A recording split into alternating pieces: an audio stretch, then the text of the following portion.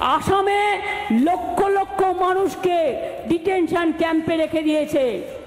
আপনাদের মনে আছে যখন এনআরসি হয়েছিল 17 লক্ষর মতো ভোটার লিস্ট থেকে নাম বাদ দিয়ে দিয়েছিল, তাদের ডিটেনশন ক্যাম্পে রেখেছিল, তাড়িয়ে দিয়েছিল। তার মধ্যে 7 লক্ষ হিন্দুও ছিল, মুসলমানও ছিল, শিখও ছিল, খ্রিস্টানও ছিল, নেপালিও ছিল। আজকে প্রত্যেকে ভোটার লিস্টের নাম তুলবেন নতুন করে ভোটার লিস্ট তোলার নামে এনআরসি চালু করার ব্যবস্থা করা হচ্ছে। বাংলায় আমরা একজনও ভোটার লিস্টের নাম তুলতে যেন বাদ না রাখি। কেউ বাদ দিলে প্রতিবাদ করবেন, বিএলওকে বলবেন যে কেন বাদ গেল, জবাব দাও। আমি জেনুইন ভোটার, আমার ভোট বাদ গেলে আমি কিন্তু ছেড়ে। घुस गए तो क्या हुआ, कोई घुस गया वो बचेगा नहीं। यहाँ हम उसको या तो अरेस्ट करेंगे या तो एनकाउंटर में वो मारा जाएगा, बचेगा कोई। इनको सीमा की भौगोलिक कठिनाइयां मालूम नहीं। वहां मान्यवर कई नदी नाले हैं, वेग से पानी आता है, -46 डिग्री टेम्परेचर है, नीचे सुरंगें बनाते हैं और ये तो ऐसे कह रहे हैं घुस गए। अरे भाई, आपके मन में तो, आपके समय में तो घुसने की जरूरत ही नहीं थी। आप बुलाते थे वीजा देकर, क्यों घुसेंगे? घुसने की जरूरत ही नहीं। जैसे आप पाकिस्तान जाते हो वैसे वो यहाँ आते। শুনলেন তো আপনারা অমিত শাহ কি বলেছেন, মমতা বন্দ্যোপাধ্যায় কি বলেছেন এবং কিভাবে এই অনুপ্রবেশের নামে কিন্তু সেখানে অনুপ্রবেশকারীদেরকে বাঁচানোর চেষ্টা করছেন মমতা বন্দ্যোপাধ্যায়। প্রাক্তন এনএসসি কর্তা দীপাঞ্জন চক্রবর্তী এই মুহূর্তে রয়েছেন আমাদের সঙ্গে। আপনাকে স্বাগত রিপাবলিক বাংলা। মাঝে মধ্যে অনুপ্রবেশের খবর আমরা পাচ্ছি দীপাঞ্জন বাবু, এবং সেখানে অনুপ্রবেশকারীদের একেবারে ঢুকতে দেওয়া হবে না, গ্রেফতার করা হবে, এনকাউন্টার করা হবে, স্বরাষ্ট্রমন্ত্রী বলছেন। আর অন্যদিকে মমতা বন্দ্যোপাধ্যায় তিনি তাদেরকে বাঁচানোর চেষ্টা করছেন, এসআইআর এর বিরোধিতা করছেন, এনআরসি জুজু দেখাচ্ছেন। কি বলবেন? দেখুন, আমি একটা কথা কিছুতেই বুঝতে পারছি না, কেন্দ্রীয় স্বরাষ্ট্রমন্ত্রী তথা কেন্দ্রীয় সরকার শুধুমাত্র একটি সমস্যার সমাধান করলেই বাকি সমস্ত সমস্যার সমাধান হয়ে যায়।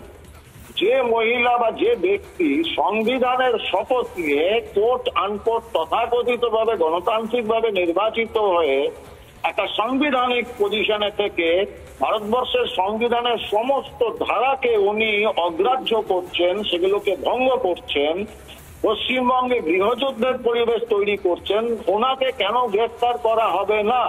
রাষ্ট্রবিরোধী ষড়যন্ত্রের জন্য ওনাকে গ্রেফতার করে যথাযোগ্য আইন অনুযায়ী ব্যবস্থা নেওয়া হবে না?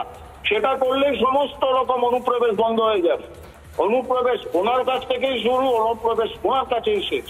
কারণ উনি জানেন ওনার সীমাহীন স্বেচ্ছাচারিতা, স্বৈরতন্ত্র, দুর্নীতি, কুশাসন, গুন্ডারাজের জন্য আজকে বাংলার মানুষ ফুঁসে উঠছে।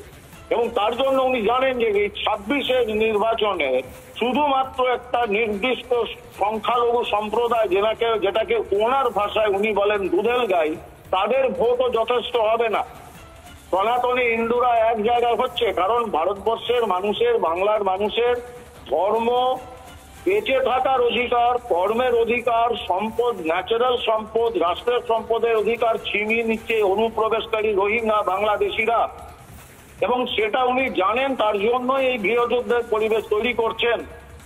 এখন সংবিধানের ধারা অনুযায়ী এখনো যদি কেন্দ্রীয় সরকার এই ভদ্র মহিলার বিরুদ্ধে ব্যবস্থা না নেন, তাহলে অনুপ্রবেশ বন্ধ করার উপায় নেই। এবং স্বরাষ্ট্রমন্ত্রী যেটা বলেছেন যে প্রয়োজন হলে এনকাউন্টার করতে হবে। একদমই ঠিক তাই, কিন্তু ঠিক সেই জায়গা থেকে ওনার সমস্যা কোথায় এবং সেটা সবচেয়ে বড়, কারণ উনি কি চান না যেখানে ভোটাধিকার প্রয়োগ করে এখানকার মানুষজনরা। কর্নেল সব্যসাচী বাগচি এই মুহূর্তে রয়েছেন আমাদের সঙ্গে। স্বাগত আপনাকে রিপাবলিক বাংলায়।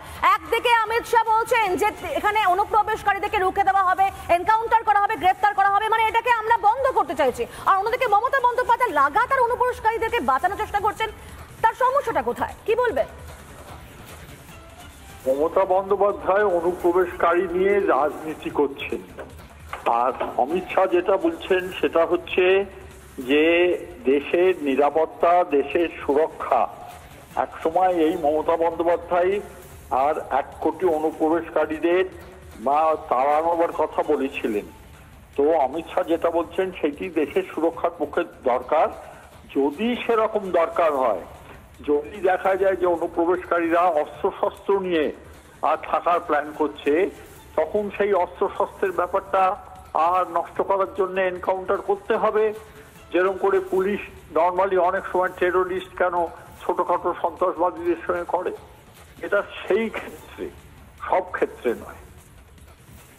কিন্তু ওনার সমস্যাটা কোথায়? উনি এসআইআর এর বিরোধিতা করছেন, উনি এনআরসি জুজু দেখাচ্ছেন, একাধিক মন্তব্য মাঝে মধ্যে করে ফেলছেন মমতা বন্দ্যোপাধ্যায়। মানে এই যে সমস্ত সমস্যাটা একটাই, যে যদি ভোট ব্যাংক কেন্দ্রিক রাজনীতি হয়, সেইটা করতে গেলে যা যা করতে হয় উনি মানুষকে সেইটা বোঝাবার চেষ্টা করছেন। আর বলে না, একটা বাংলায় কথা আছে, ছড়িয়ে ছিটিয়ে এলোমেলো করে দেবা লুটে পুটে খাই। তো সেই ব্যাপারটা যদি ডিভিডেন্ড এসে যায়, এসে যাবে, সেরকম একটা ক্যালকুলেশন করে উনি কথা বলে যাচ্ছেন। কতটা উনি নিজে সিরিয়াস সেটা সম্বন্ধে আমার ডাউট আছে। বেশ, অনেক ধন্যবাদ আপনাকে। আমাদের সঙ্গে ছিলেন প্রাক্তন সেনাকর্তা কর্নেল সব্যসাচী বাগচি। একদিকে অনুপ্রবেশকে রুখতে হবে, কড়া হাতে দমন করতে হবে, গ্রেফতার করতে হবে, এনকাউন্টার করতে হবে। স্বরাষ্ট্রমন্ত্রী আজকে পরিষ্কার জানিয়ে দিয়েছেন আরো একবার। বিস্ফোরক অমিত শাহ পরিষ্কার বলে দিয়েছেন যে কোন রকম ভাবে আর রেয়াত করা হবে না। অন্যদিকে মমতা বন্দ্যোপাধ্যায় পাল্টা বারবার মিথ্যাচার তো করছেন এবং অনুপ্রবেশকারীদের পাশেই রয়েছেন, যেখানে মাঝে মধ্যে রাজ্যের প্রত্যেকটা জায়গা থেকেই বলা যায়, সীমান্তবর্তী জায়গা থেকেও দেখা যাচ্ছে মাঝে মধ্যেই অনুপ্রবেশ করছে। ভোট থেকে শুরু করে ভোটার কার্ড থেকে শুরু করে প্যান কার্ড, আধার কার্ড বানিয়ে ফেলছে অনায়াসেই, এবং তাদেরকে রোখাতে দরকার, কারণ ডেমোগ্রাফি চেঞ্জ হয়ে যাচ্ছে এবং সেটা কি বুঝতে পারছেন না মমতা বন্দ্যোপাধ্যায়। এনআরসি জুজু দেখাচ্ছেন, এসআইআর এর বিরোধিতা করছেন মমতা বন্দ্যোপাধ্যায়।